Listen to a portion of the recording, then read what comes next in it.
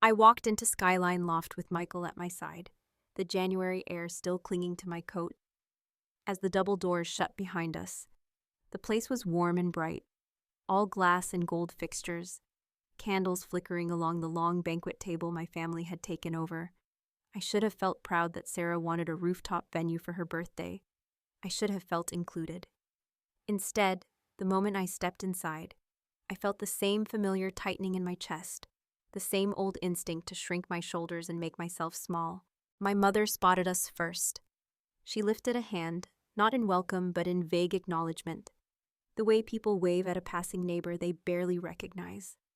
My father turned, nodded once, then returned to whatever story he had been telling the guests at the head of the table. No one came toward us. No one made space. Sarah rose from her seat with a bright laugh, loud enough to cover the awkward silence that fell around Michael and me. She was wearing a dress that sparkled under the lights. The kind of dress you choose when you want a room to pay attention. She always did. "Look who finally made it," she said in that sweet, sharp tone she used when she wanted to stab without leaving visible marks.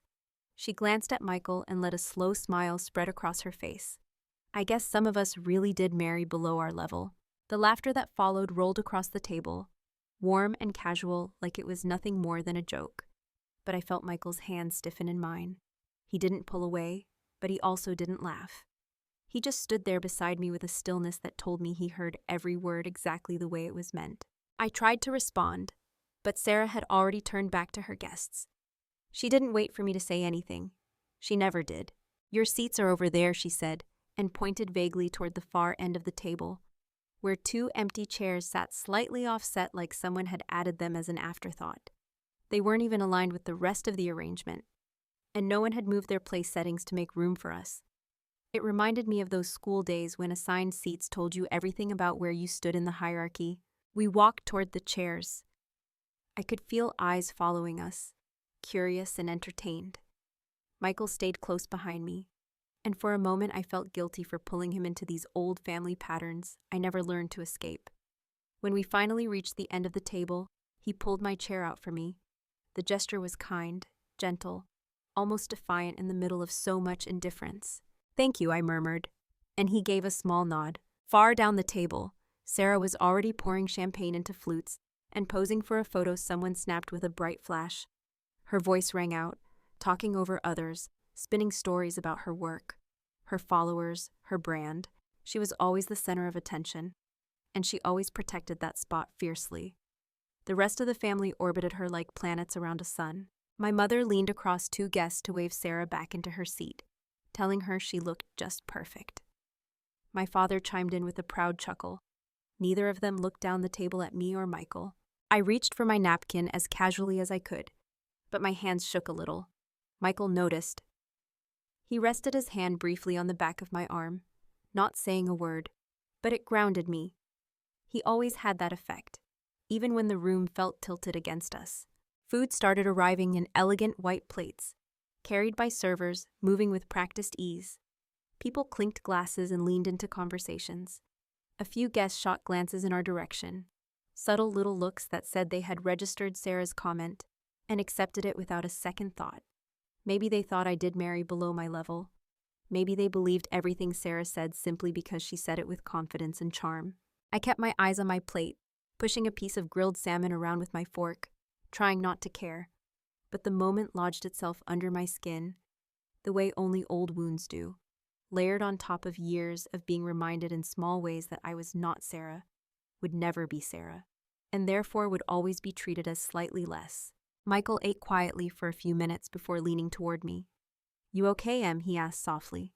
I forced a smile. "I'm fine." He gave me a long look that said he didn't quite believe me, but he didn't push.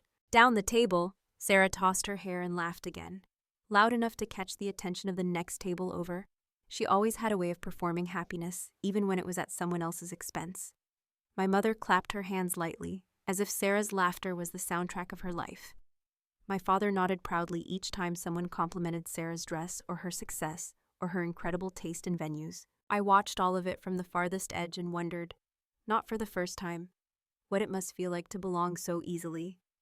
To walk into a room and know it was arranged for you, not around you. Another round of drinks arrived.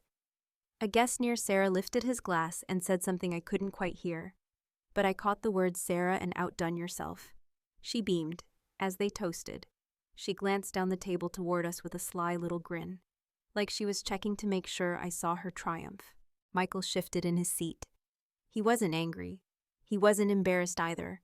He looked thoughtful, like he was studying the room, studying the people, measuring something only he understood.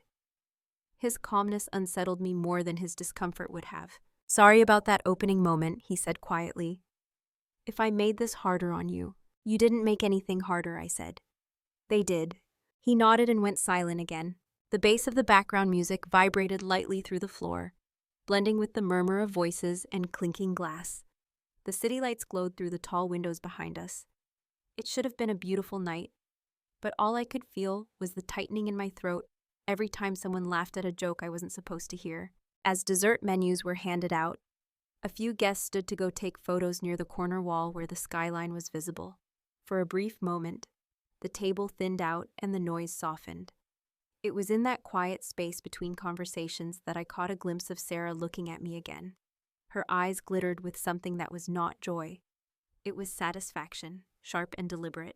I held my breath without realizing it. Michael leaned closer as if he sensed something shifting in the air. That moment hung between us silently, and I felt the night tilt towards something I could not yet name. I felt that look from Sarah like a hand pressing down on my shoulder, the kind of pressure that makes your spine straighten even when you want to disappear. I breathed slowly and tried to let it pass through me, but something heavy and familiar rose in my chest, something that had been with me most of my life. It was the reminder that nights like this were never isolated. They grew out of years of quieter moments that looked different on the surface, but felt exactly the same underneath. A server walked by carrying a tray of espresso cups, and his movement brushed warm air against my arm. It broke the tension just enough for my mind to drift back, without warning, to a memory so sharp I could almost taste the air of that old kitchen. I was 17 and standing at the counter flipping pancakes because Sarah had decided she was too tired to help with breakfast, even though she had promised. My mother walked in and saw me working alone, and instead of asking Sarah why she left, she smiled at her and told me not to make the pancakes too dark because Sarah liked them light and fluffy. Sarah winked at me behind our mother's back. That same satisfied glint, that same wordless message that she could get away with anything as long as everyone thought she shone brighter. Another memory layered itself over the first. I was 27 and sitting across from a debt collector on the phone because Sarah had forgotten to make payments on a store card she had once begged me to help her open. She cried and promised she would pay me back within 3 months. My mother said Sarah was under too much pressure with her new job and I should be supportive. My father said I was being dramatic about money. I paid the balance and never saw a dollar returned. It went that way again and again, little cuts that never healed because they never fully closed. I learned to be the steady one, the one who could be counted on to show up, to clean up, to cover the cost, to smooth over the tension. Sarah grew into the one who expected it, the one who believed the world owed her comfort simply for existing in it. My mind snapped back as a chair scraped across the floor near me.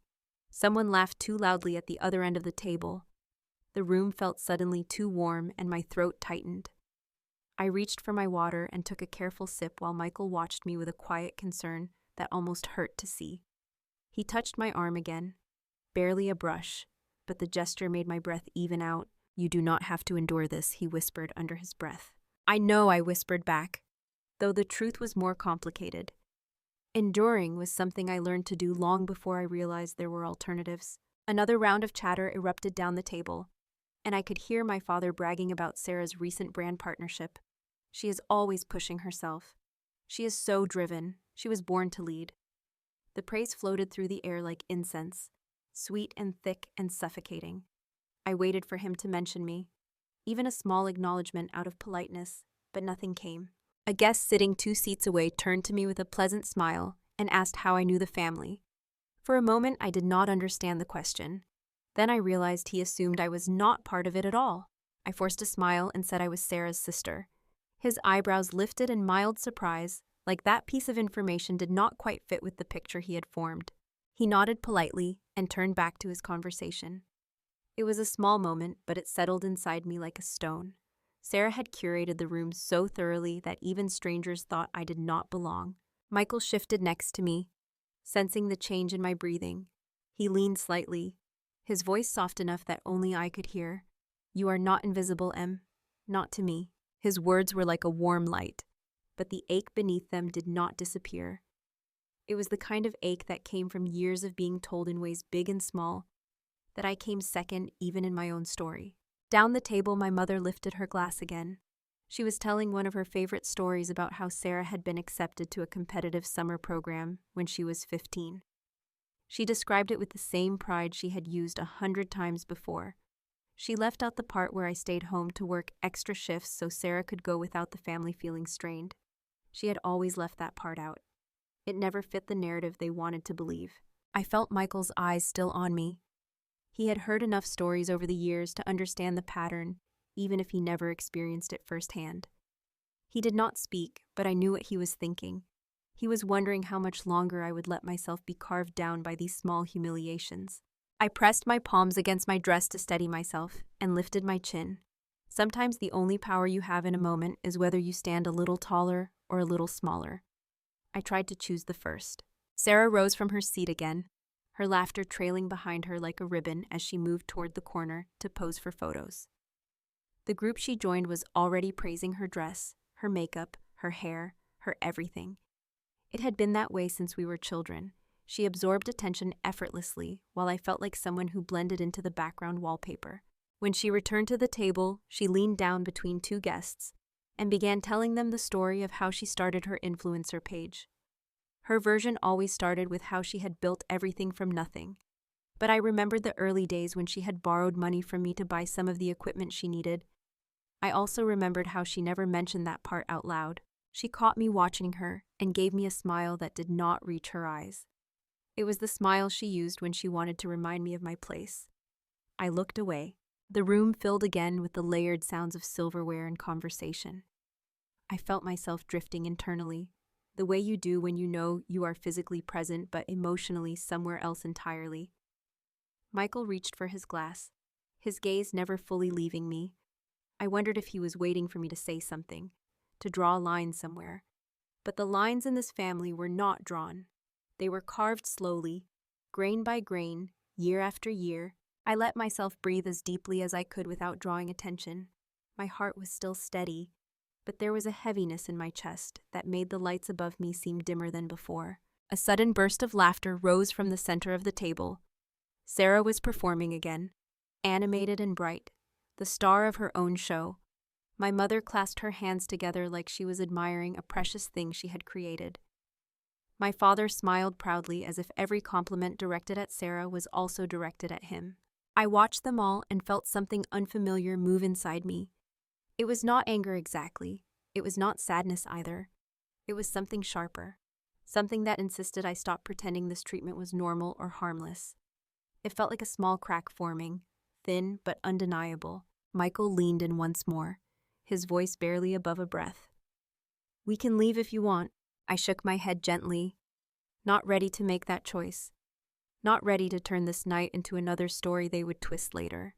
So I stayed still, listening to the hum of voices and the faint music drifting through the speakers, waiting for something I could not yet name to reveal itself in the spaces between their laughter. I stayed still, listening to the hum and the music and the scrape of forks on plates. But the uneasy feeling in my chest only grew heavier as the minutes passed. A shift in the room caught my attention, the kind of shift that happens when someone new steps into a space and people respond before they even realize they have. A couple of guests at the center of the table straightened, almost instinctively. Heads turned, conversations softened. I followed their eyes and saw David Brooks walking toward us with a relaxed confidence that carried its own gravity. David always moved like someone who understood the weight of his presence. I had met him only a few times before, through Michael, and every time he had been gracious and polite. Tonight his expression softened slightly when he spotted us at the end of the table. He gave a small nod to Michael, then glanced briefly at me with recognition and warmth. I felt my shoulders loosen half an inch. Sarah saw him too. She rose from her seat as if her body had been pulled by invisible strings. Her smile stretched wide and bright and practiced. She stepped toward him with her arms spreading slightly. a gesture that suggested familiarity she had not earned. "David, so good to see you again," she said, her voice light and sugary. She edged closer as if expecting a hug. He stopped before she could reach him. His greeting was polite but formal. "Hi, Sarah. Happy birthday." Her smile flickered for a fraction of a second, just long enough for me to notice. Then she turned toward the guests and said loudly that David was a close friend of hers. He did not correct her, but he did not agree either. He simply glanced down the table toward Michael and lifted his eyebrows in a subtle question. Michael gave a small nod, an exchange that felt like two people speaking a language only they understood. Sarah guided David toward the center of the table, eager to place him in the brightest part of the room. My father scooted his chair a bit to make room, beaming with the kind of pride he usually reserved for Sarah's achievements. As David sat, someone handed him a glass of wine. He accepted it politely, but did not sip. I watched all of this with a strange mix of curiosity and tension. There was something in the way David kept glancing our way, something that suggested he had not missed the seating arrangement or the way Sarah had spoken to Michael earlier. His eyes were observant, sharp, almost like he was piecing together a puzzle. Sarah leaned in close to him, flipping her hair back in the way she always did when she needed attention from someone she considered important. She began describing her new business venture, talking about numbers and growth and branding in a tone filled with big promises. To anyone else, it might have sounded impressive. To me, it sounded like someone reciting buzzwords she barely understood. David listened quietly, his expression patient and unreadable. When she finished, she added that she had taken bold risks to get where she was, that not everyone had the courage to invest in themselves like she did. She said this loudly enough that several guests turned toward her with admiration. Across the table, Michael shifted, not much, just a small adjustment, like he was preparing himself for something he knew was inevitable. I glanced at him. He met my eyes, and the look he gave me was steady and calm. But underneath it, I sensed something layered and careful, something he had not yet told me. My father reached for the bread basket and began telling David how proud he was of Sarah, how she had been ambitious even as a child, how she never settled for small goals. Sarah beamed while he spoke. My mother nodded along, soaking in the praise as if it reflected on her. As the conversation continued, I noticed the slightest change in David's face, a brief tightening around his eyes, a flicker of hesitation, like he wanted to say something but chose not to. He glanced at Michael again. Michael gave him the same steady nod. It was so subtle that no one else would have caught it, but I saw it clearly. A question formed in the back of my mind before I could stop it. How much did Michael know? How much had he not told me? Sarah continued her performance, and eventually she circled back to the topic of her business partnership. She told David that she was confident their companies would be working together soon. She said it with the certainty of someone who had never been denied anything she wanted. My father smiled proudly. My mother clapped softly. A couple guests congratulated her. David raised his glass slightly but did not drink. Then he asked something that made Sarah's smile falter. "How recent was your last financial audit?" Her eyes flickered. Just for a moment. Then she recovered. "Very recent," she said. "Everything was in excellent shape." David nodded, but his expression did not change. Interesting was all he said. I saw the faintest ripple go through Sarah, a subtle shift in her posture, like someone had pressed a cold hand against her back. But before she could respond, a guest interrupted to ask David about a corporate dinner he had attended. Sarah relaxed again, relieved the spotlight had moved. Michael leaned slightly toward me.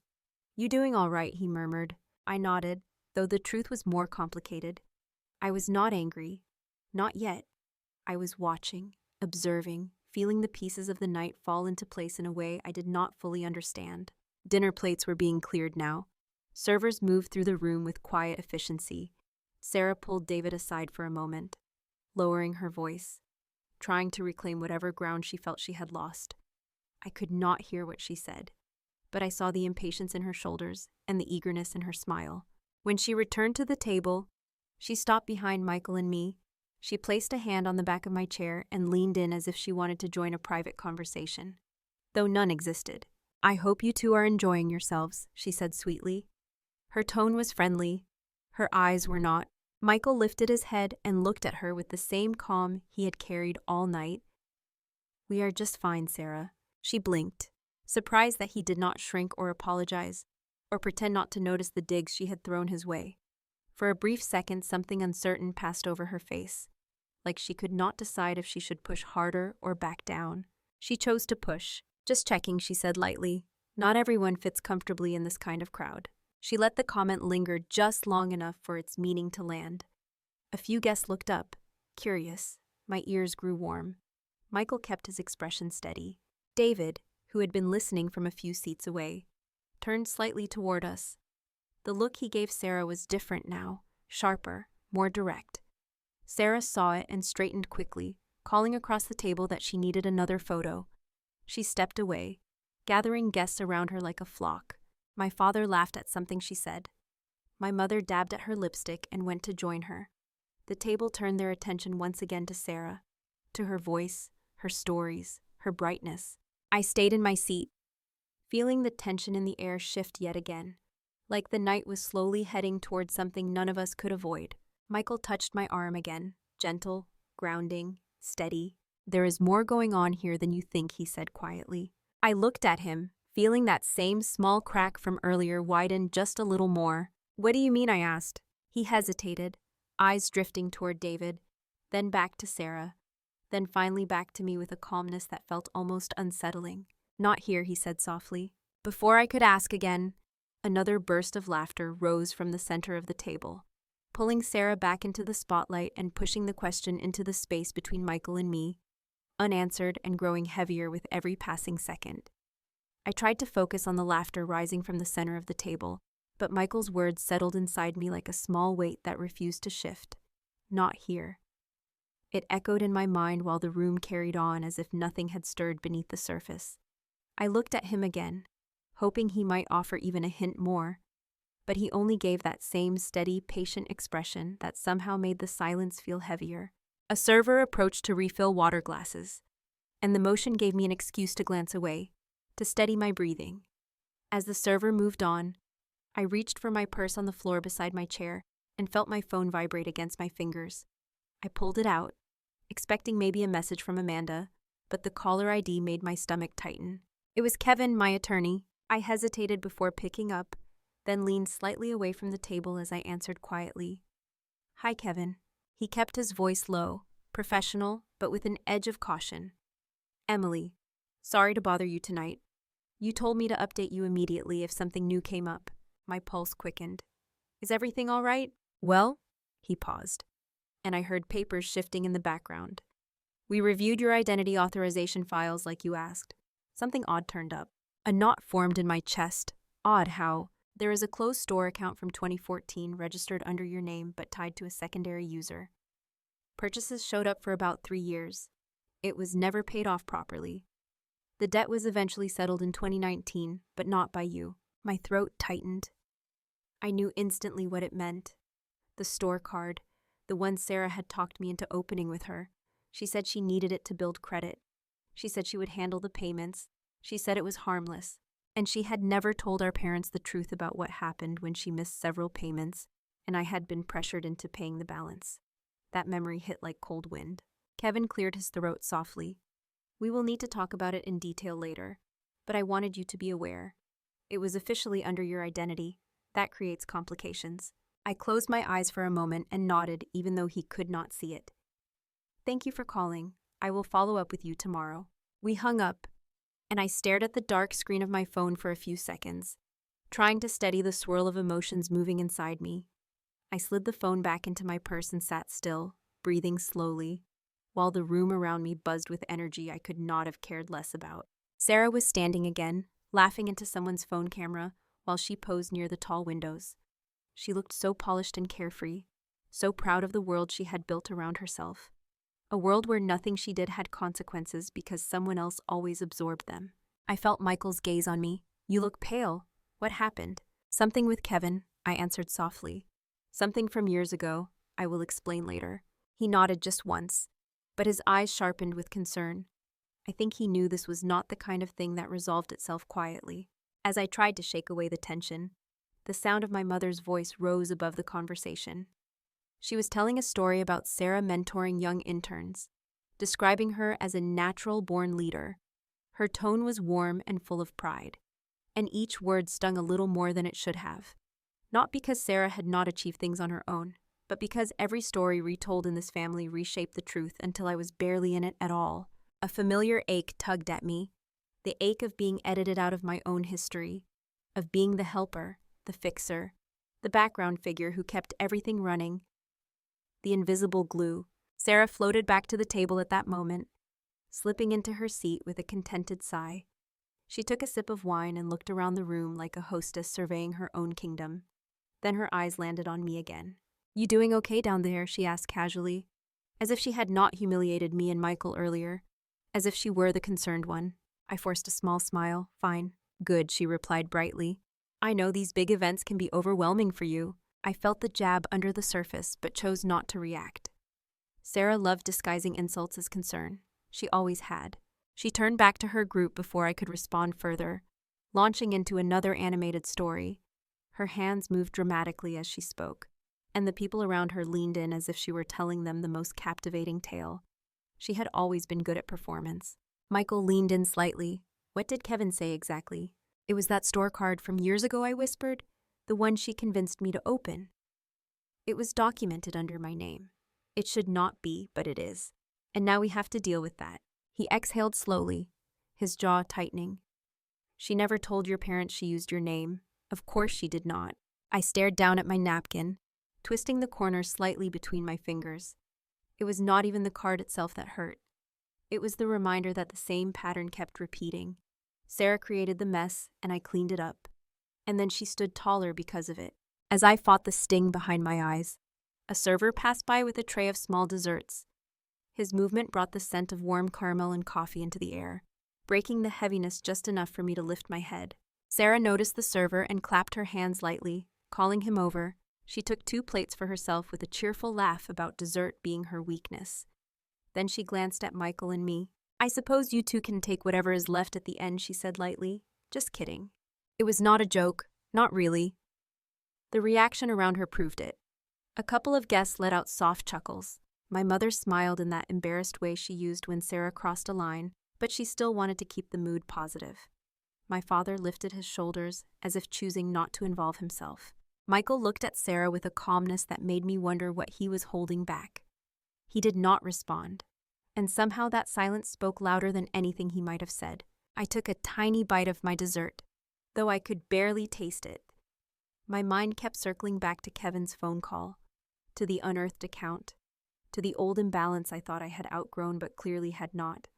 The room buzzed with conversations and laughter, but underneath it all I felt the hum of something shifting, something about the way David had looked at Michael earlier, something about Michael's warning, something about Sarah's brittle confidence tonight.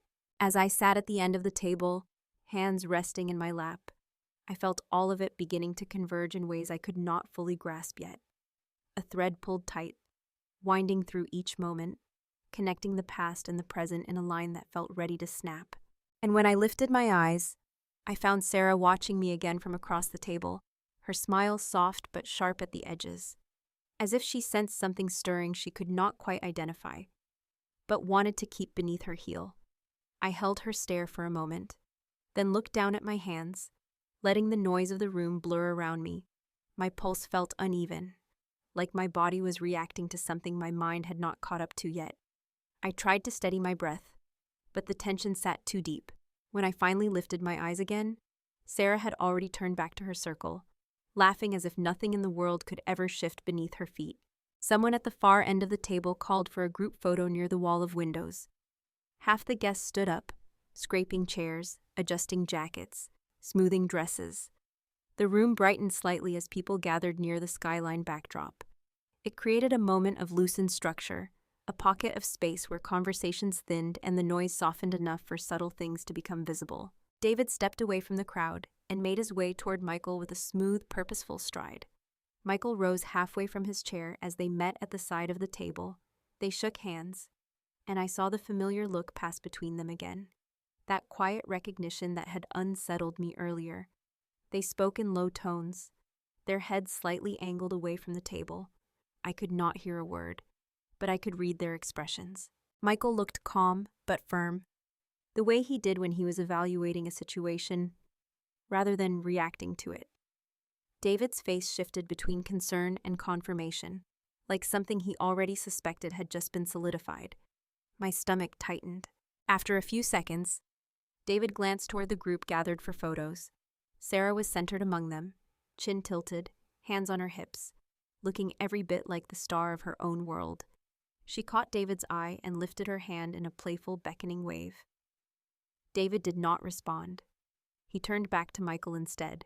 Whatever he said next made Michael's jaw tighten. Michael nodded once, then looked down at the floor for a brief moment, as if weighing something he had hoped to avoid tonight. When he lifted his gaze again, he found me watching him. He gave the smallest shake of his head, barely perceptible. Not a warning, more like an apology for something he had not yet said. My mind churned. I wanted to walk over and demand the truth, but my legs felt anchored to the floor, held in place by years of navigating family gatherings where standing up or stepping forward always carried a cost. David gave my shoulder a gentle squeeze as he passed, a gesture warm enough to soften me but vague enough to keep me guessing. Then he walked toward the bar, deep in thought. Michael sat again. For several seconds he stared at the tablecloth, tracing the embroidery with his thumb as if it could help him gather the right words. He finally met my eyes. "There is something I did not tell you yet," he said quietly. Before he could say more, Sarah swooped back into the picture, breathless from posing and glowing with the attention she had gathered. She dropped into her seat across from us, adjusting her hair and pulling her dress smooth over her legs. So she began loudly, clearly wanting the nearby guests to hear. "I was telling David earlier about the partnership my brand is finalizing." He seemed very impressed. Michael's expression barely shifted, but I caught the subtle dryness in his eyes, a look he got when someone was building a house of cards and calling it a mansion. Sarah continued without pause. "Dad says it is one of the biggest moves I have made, and honestly, it really is. I have poured my heart into this." She touched her chest dramatically. "I deserve this." My mother returned right on cue and placed a hand on Sarah's shoulder. "She has worked so hard. So hard." Her face glowed the way it always did around Sarah. My father nodded firmly, punctuating the air with his approval. I watched all of it like someone sitting at the edge of a stage performance, seeing the strings and mirrors everyone else pretended not to see. The room adored Sarah tonight, and she adored being adored. But Michael had straightened in his seat, and I knew that posture. It was the one he used when he was about to speak carefully, choosing every word with precision. "Sarah," he said, his tone polite but cool, "how far along are you in that partnership?" She blinked, thrown off by the question. "Pretty far, almost finalized." "With who exactly?" "You know, with the Brooks Corporation." She gestured vaguely toward David. "They want someone with my reach." Across the table, a couple of guests nodded, impressed. My mother beamed. My father lifted his glass with satisfaction. Michael leaned back slightly, studying her. "And they told you this?" Sarah hesitated for half a breath. "Yes, well, indirectly, but I can tell. Things are moving." Michael's voice stayed level. "Did they mention a financial review?" She frowned, confused and annoyed. "Why would they? That is routine. Besides, everything is perfect." Perfect echoed in my mind like a loose note hanging in the air. Michael looked at her for a long second. Then he looked toward the bar where David stood speaking with a manager. He returned his gaze to Sarah. "You might want to double-check that." Sarah's eyes flashed with irritation. "Why, what do you know about it?" Before he could answer, my father jumped in. Michael let her enjoy her night. "She has everything under control." Sarah folded her arms and stared at Michael with a smug smirk, the kind she used when she believed she had won a game no one else was playing. "You do not need to worry about my business. I am doing just fine." Michael held her gaze. The room seemed to quiet just enough for tension to slip into the cracks between voices. I watched his face carefully, waiting for something more, something I still sensed he was holding back. But he stayed silent, which somehow made Sarah more uncomfortable than if he had challenged her directly. She looked away first.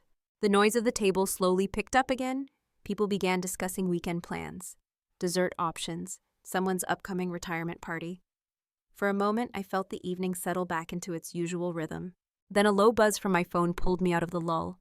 I slipped it from my purse, expecting maybe a message from Amanda. Instead, I saw 3 missed texts from her. I read the first one and felt my eyebrows lift.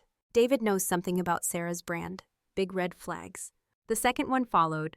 He said her numbers looked inflated. Not illegal, just suspicious. The third, he told me this off the record, but the review team flagged inconsistencies. It might hit her hard.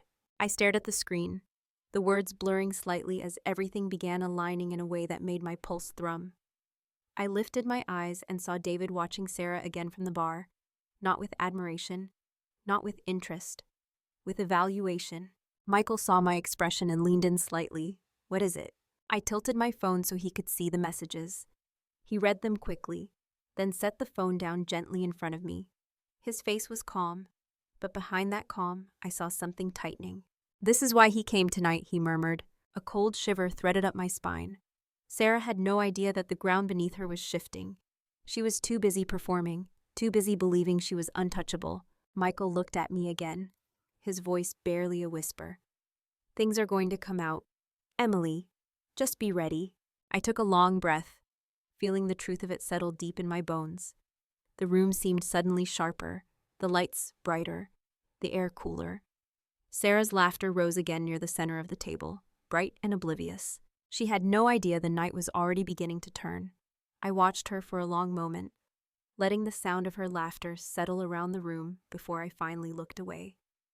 Something about it felt brittle now, as if the shine she depended on was beginning to thin in places she could not see. My heartbeat steadied, but not with calm. It was something else, something closer to recognition. The night was shifting whether any of us were ready or not. A few guests returned to their seats, the photo break dispersing back into small pockets of conversation. Plates clinked softly as servers moved through with trays of pastries and small silver pots of coffee. The hum of the room felt lighter than before, almost cheerful, but I sensed a quiet undercurrent running beneath it, a tension that only a few of us could feel. Amanda slipped into the seat beside me as if she had been waiting for the right moment to reappear.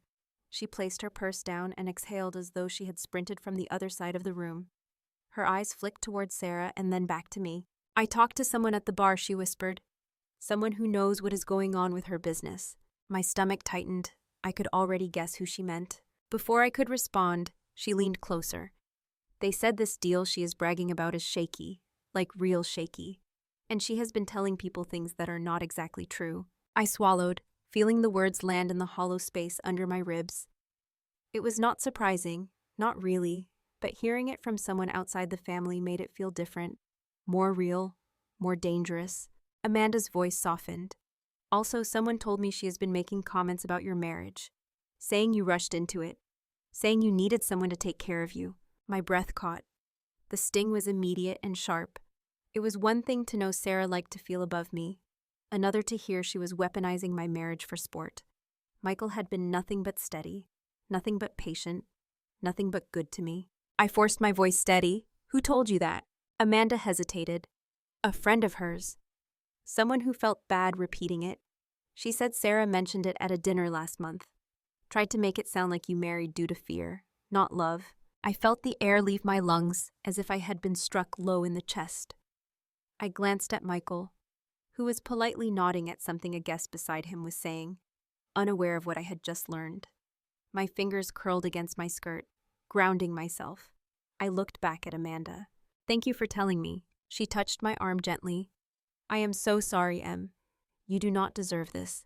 I nodded but felt myself drifting slightly, trying to pull my thoughts together. For years I had convinced myself that Sarah's cruelty lived mostly inside the family, that she needed me to play the role of the lesser sister to reinforce her own image.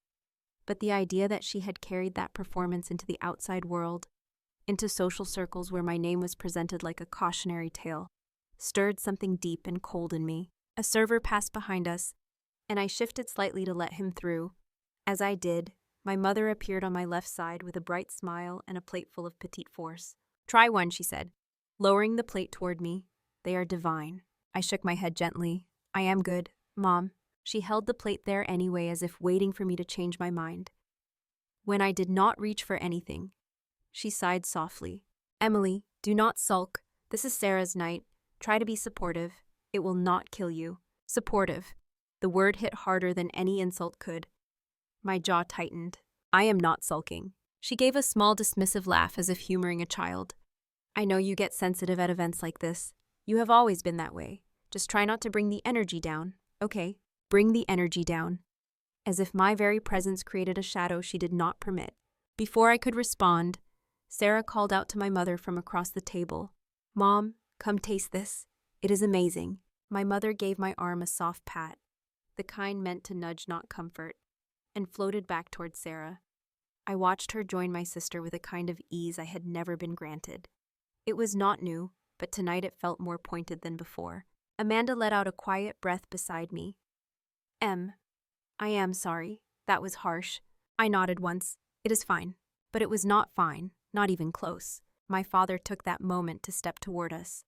Carrying a glass of wine he was swirling slowly. He stopped beside the table and lowered his voice just enough. "Emily, could you come help with the check later? Sarah has covered so much already. It would be nice if you contributed something." My head snapped up.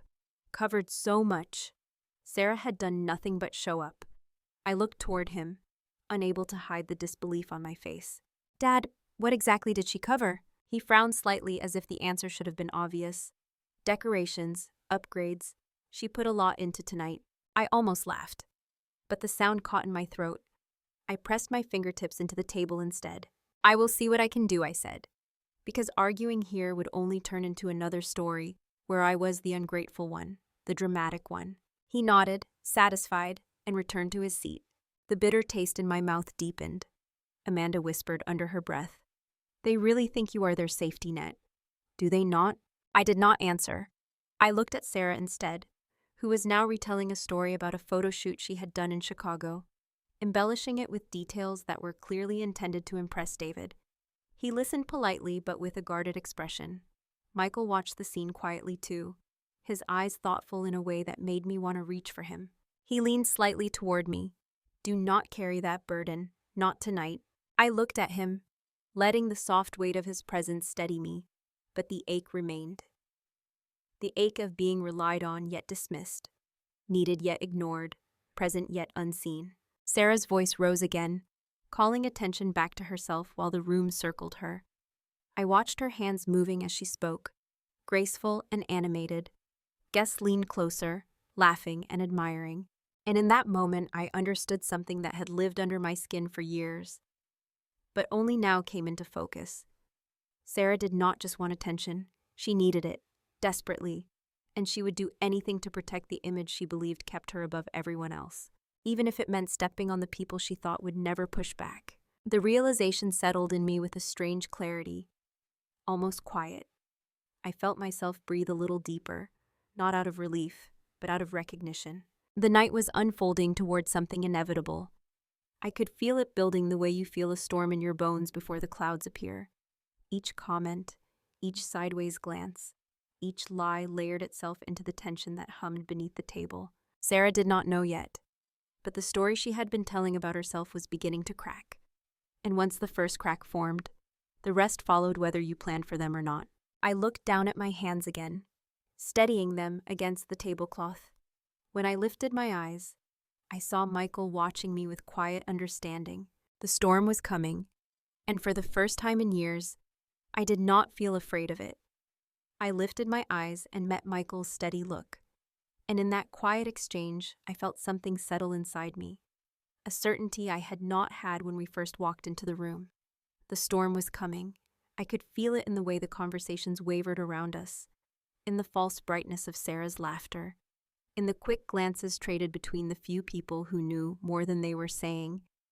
I did not know how or when it would break open, but I knew it would. A server appeared beside me carrying a tray of coffee cups and delicate silver spoons.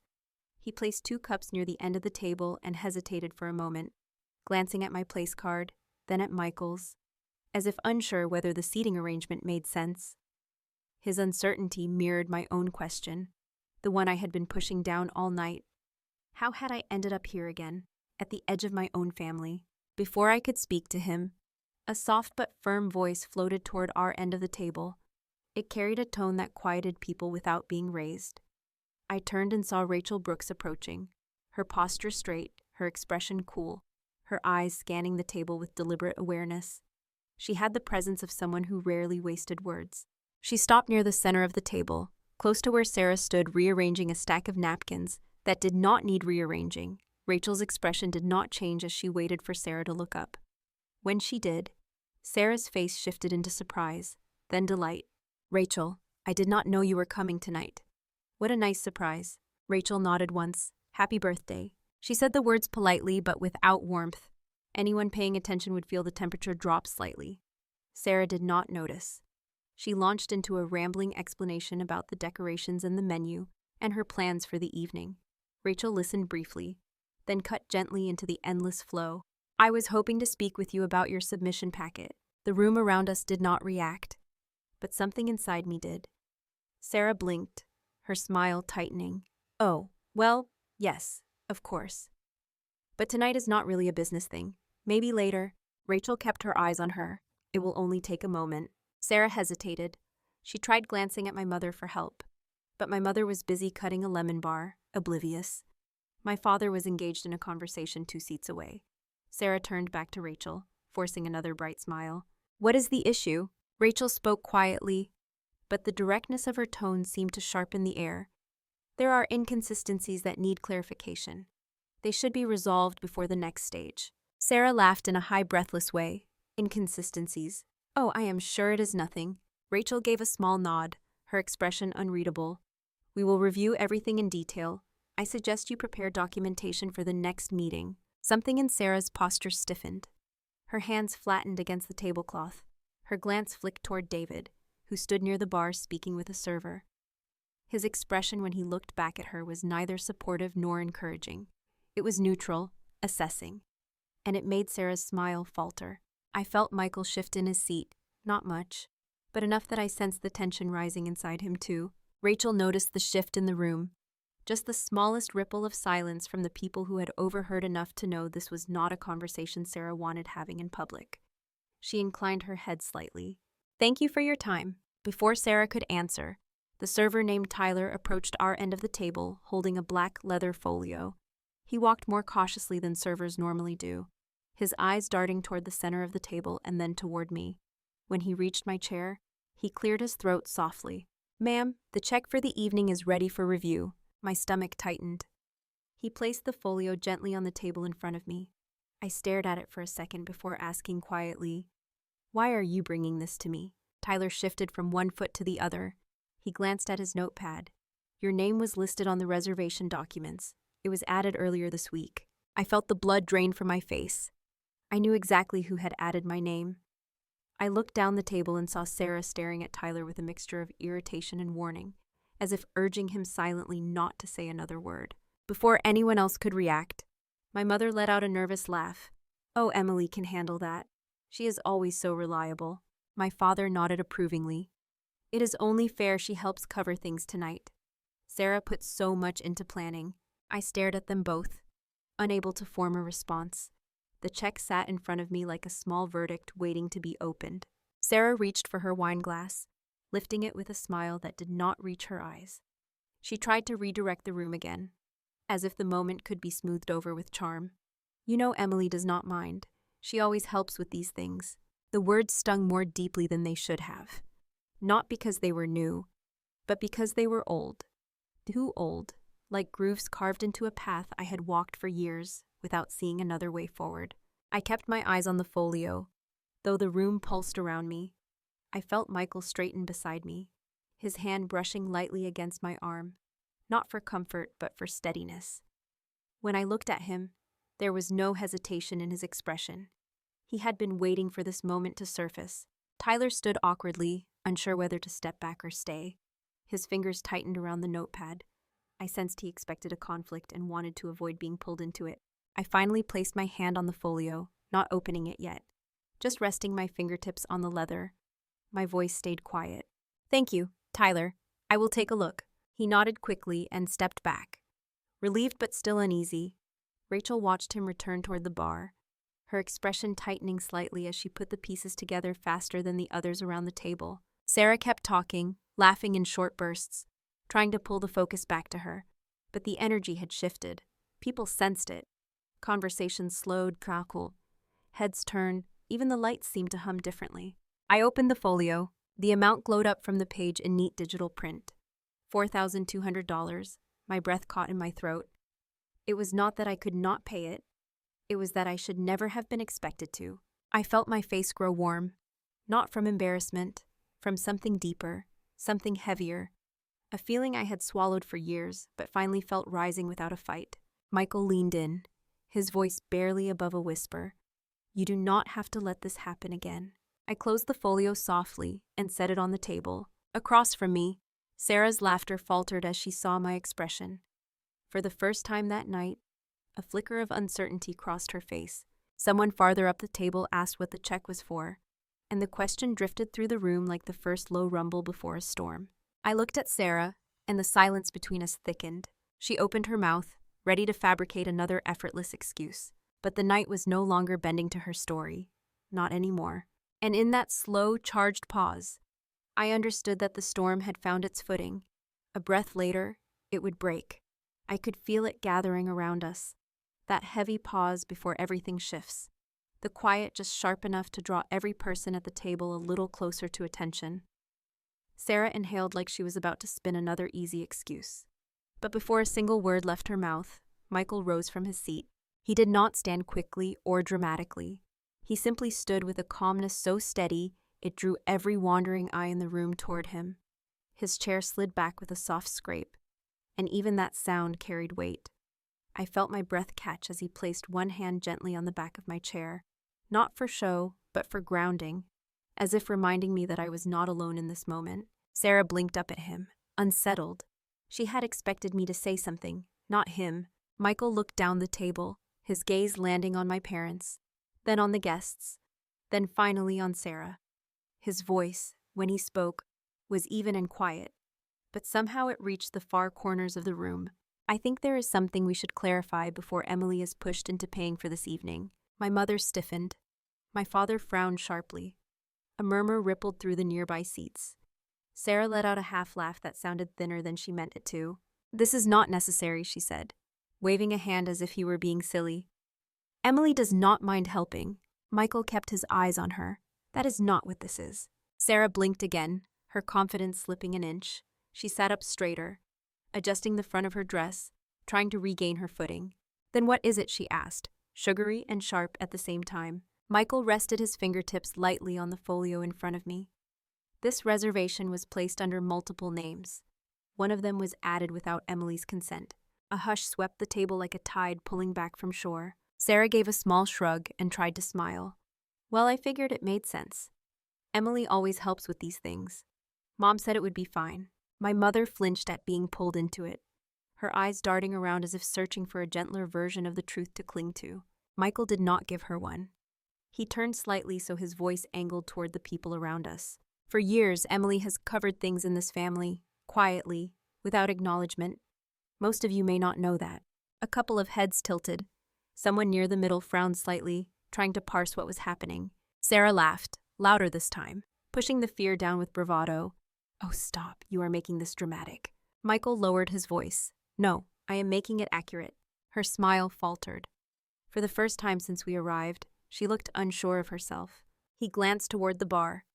David had turned fully toward us now, his expression focused. Rachel stood beside him, arms crossed lightly, watching with the calm attentiveness of someone who already understood the shape of the truth. Michael looked back at Sarah. You mentioned your partnership earlier, the one you said was almost finalized. She straightened as if preparing for praise. Yes, I did. It is a big opportunity. Michael nodded slowly. And you are confident it is moving forward. She blinked. Of course I am. Michael stepped out from behind my chair, giving himself room.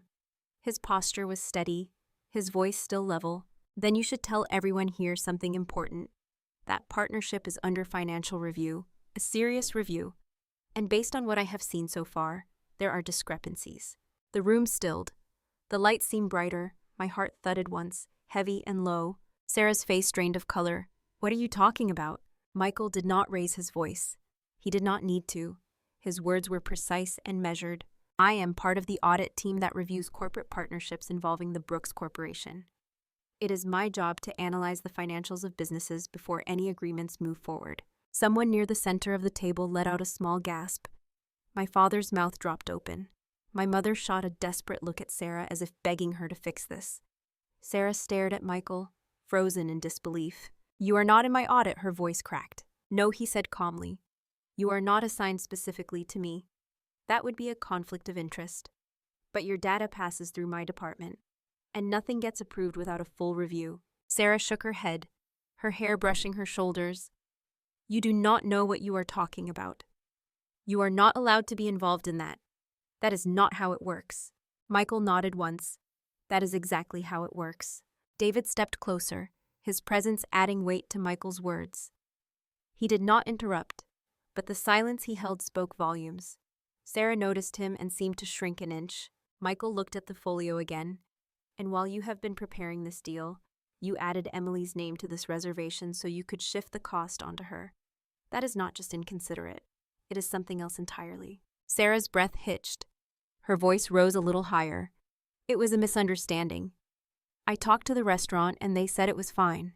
At that moment, Tyler edged forward, clearing his throat. Everyone turned to him. His hands fidgeted nervously at his sides. "I was told to put her name on the reservation," he said quietly. "It was requested specifically. I did not want to assume anything, so I double-checked.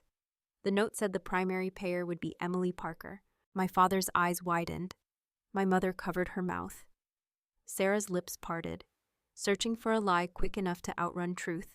Before she could speak, Rachel stepped forward. "Sarah," her voice cut clean through the air, calm, precise, final. "We need you to understand something. Your submission packet is under review because of discrepancies in your financial reporting. If this evening is any indication of how you manage responsibilities, that review is not likely to go in your favor." Sarah's breath shook. She finally looked at my parents, pleading silently for support, but they were too stunned to move. Michael spoke into the heavy silence. "Emily is not responsible for fixing the messes you create anymore, and she is definitely not paying for this." My throat tightened at the sound of my own name said with such quiet certainty. Not angry, not dramatic, just true. Sarah finally found her voice. "You are ruining my night." Michael held her gaze. "No, I am telling the truth. What happens next is up to you." Her face flushed with something that looked like fury and fear tangled together. She opened her mouth, but nothing came out. Around us, the room felt hushed, not empty, but suspended, as if everyone sensed the floor beneath this family had just shifted. I sat completely still, breath shallow, hands folded in my lap. A tiny part of me waited for the guilt to rise, the instinct to apologize for upsetting the balance. But it did not come. Not this time. Instead, I felt something else. A sense of clarity I had not known I could feel in a room like this. Sarah stared at Michael, but her words finally broke toward me. "You let him do this." I met her eyes. I did not say a word. Something in her expression cracked. Before anyone could speak again, before the next wave of truth or denial could surface, another voice rose from the doorway. It carried a note of urgency that turned more heads. It was the restaurant manager calling for someone. I could not yet see who she was asking for or why, but I felt the shift immediately. The night was not finished with us. I turned toward the entrance where the manager stood, her hands clasped in front of her, her eyes scanning the room with polite urgency. Conversations dimmed as more guests noticed her. The lighting from the hallway framed her like a silhouette, and for a heartbeat the room held itself in a strange suspended stillness, waiting for her to speak again. She took a step forward. "I am looking for Ms. Parker." The name hit the air with a dull weight. Several heads turned. For a moment I could not tell which Parker she meant. My family was filled with them. Then her eyes landed on me. "Ms. Emily Parker, may I speak with you for a moment?" Sarah exhaled sharply, as if relieved it was not her being called. But the relief was short and thin. My mother pressed her fingers to her lips. My father drew in a slow breath through his nose. Michael's hand brushed lightly against my back in a gesture that felt both grounding and steady. I rose from my chair. "Yes, of course." The manager stepped closer and lowered her voice. "We just need to confirm details regarding the reservation. It will only take a moment." I nodded and moved with her toward the doorway. The room behind us hummed with tension, every whisper sharp, every glance quick. As soon as we stepped into the hallway, the door eased partly shut, muffling the room's noise. The manager turned to me gently. "I am sorry to interrupt your evening. There is a concern regarding the billing profile. The documentation indicates conflicting payment authorizations, and staff did not want to proceed without clarity. Since your name was listed as the primary payer on the revised file, we needed to speak directly with you.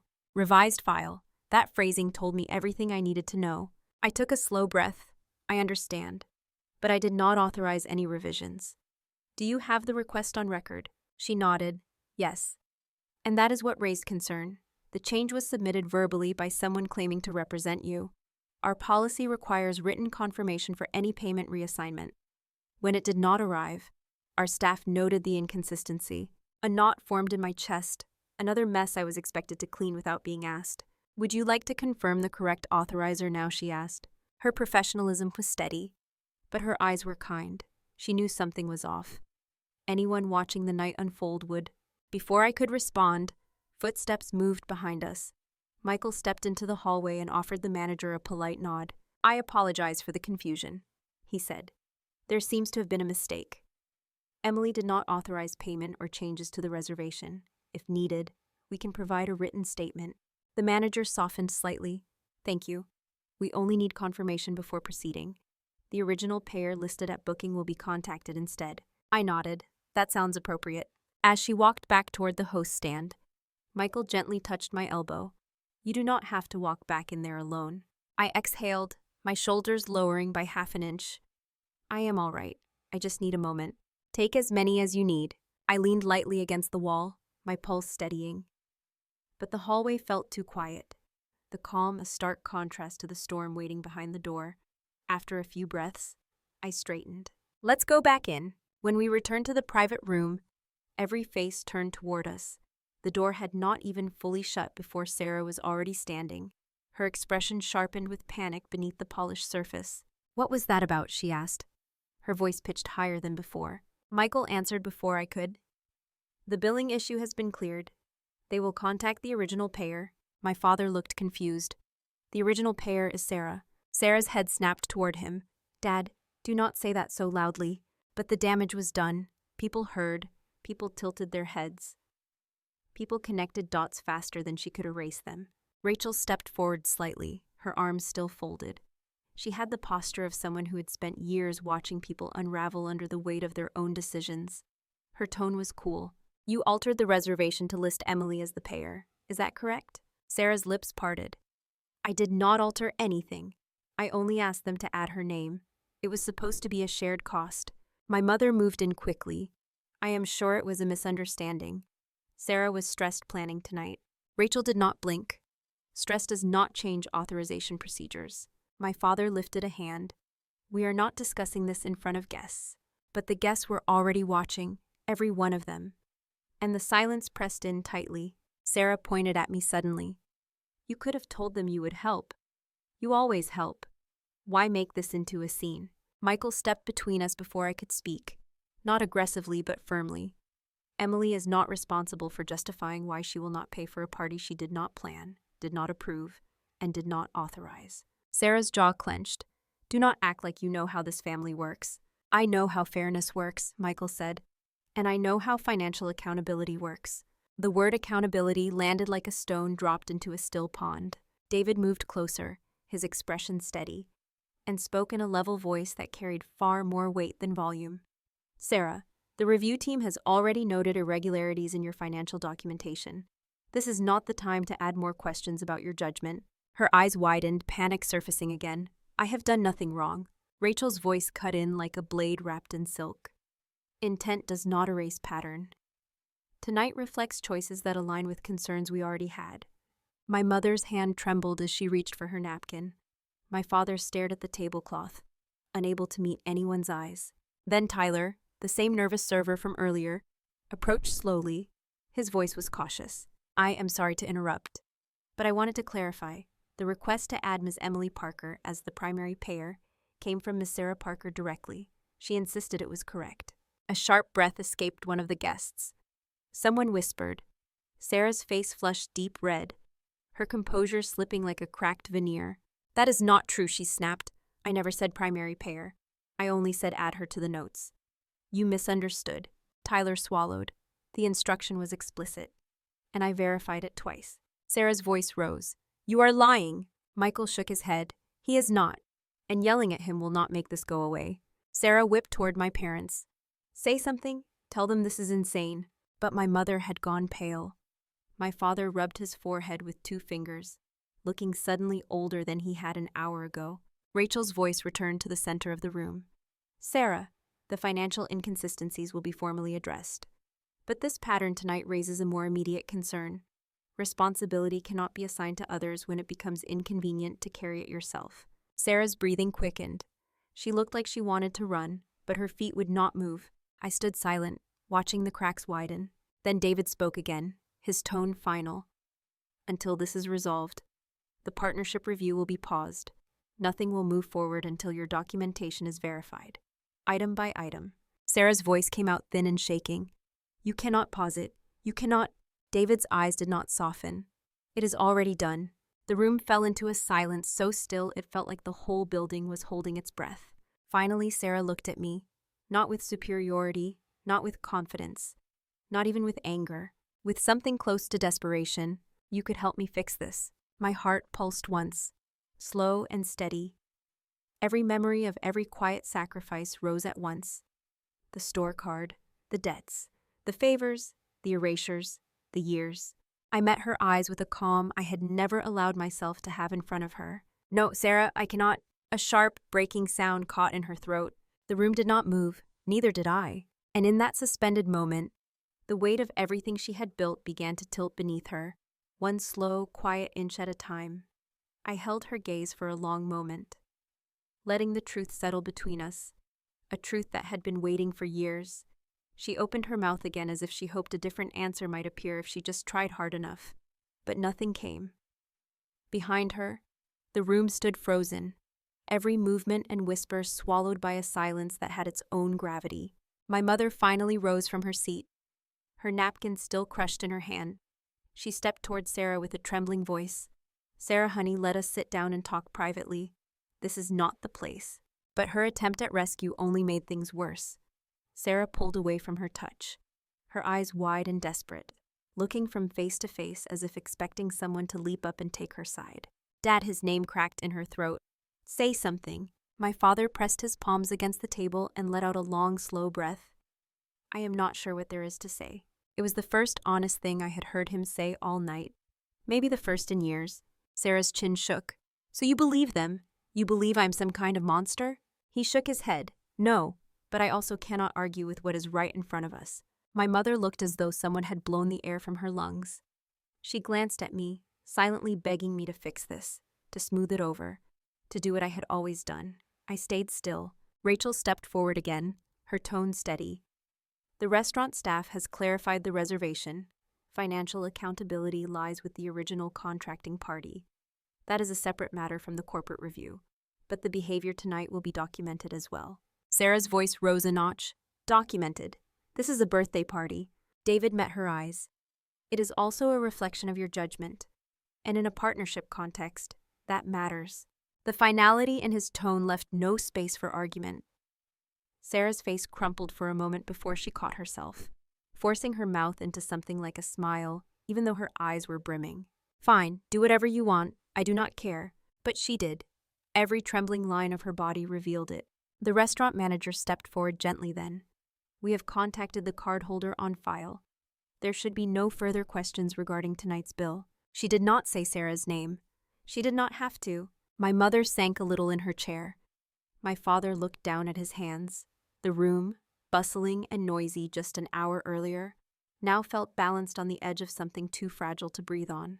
I felt Michael move closer beside me and place his hand lightly on the back of my chair again. It was not a gesture of possession.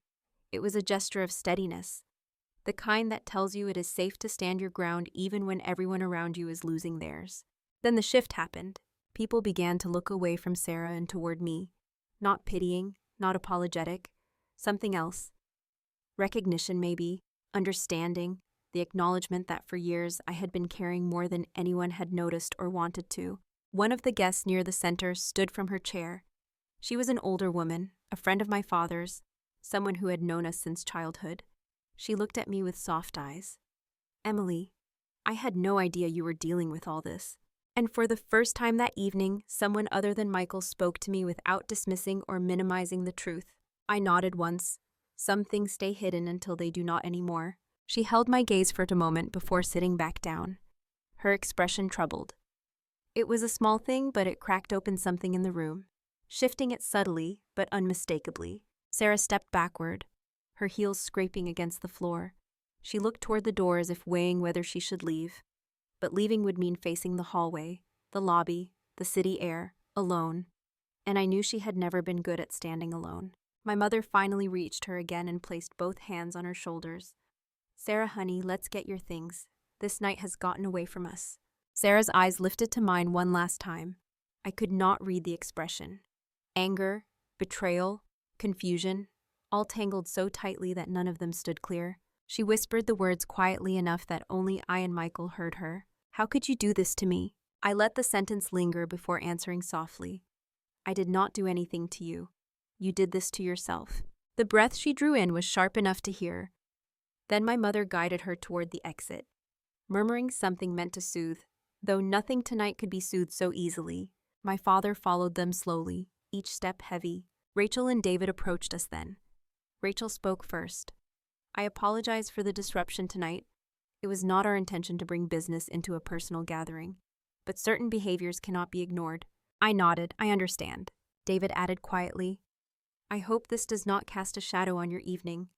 This situation was already in motion. We simply acknowledged it." Michael answered for both of us. "Thank you for being straightforward. It needed to happen."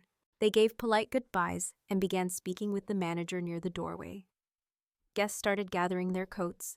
Conversations rose softly, but without the carefree brightness the night began with. It was the kind of quiet that comes after a storm has passed, but the air is still charged. I sank back into my chair, letting my shoulders fall as the tension eased out of my muscles. Michael sat beside me again. "You handled that with more strength than you realize," he said. I felt a small, tired smile tug at my lips. For once, I did not feel like apologizing for anything.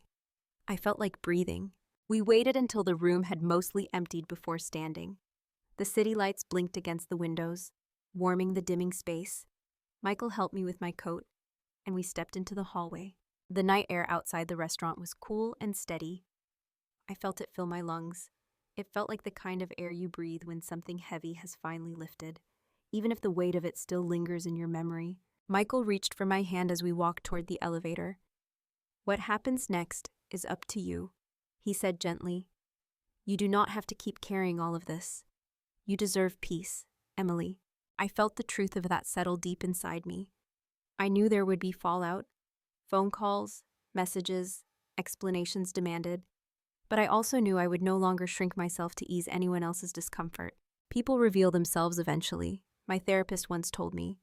They either rise to meet the truth or they run from it. Sarah had chosen her path. I was ready to choose mine. When the elevator doors opened and we stepped inside, I felt lighter than I had in years. And now that you have heard my story, I would love to know if any part of it resonated with you. Have you ever reached a moment where you finally stopped carrying what was never yours to hold? Feel free to share your thoughts or your own stories. I read every comment, and your experiences matter here.